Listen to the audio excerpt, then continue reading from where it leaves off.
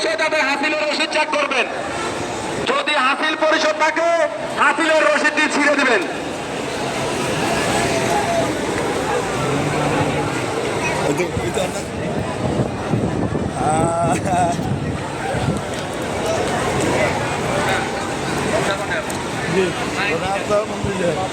আরেক ভিডিও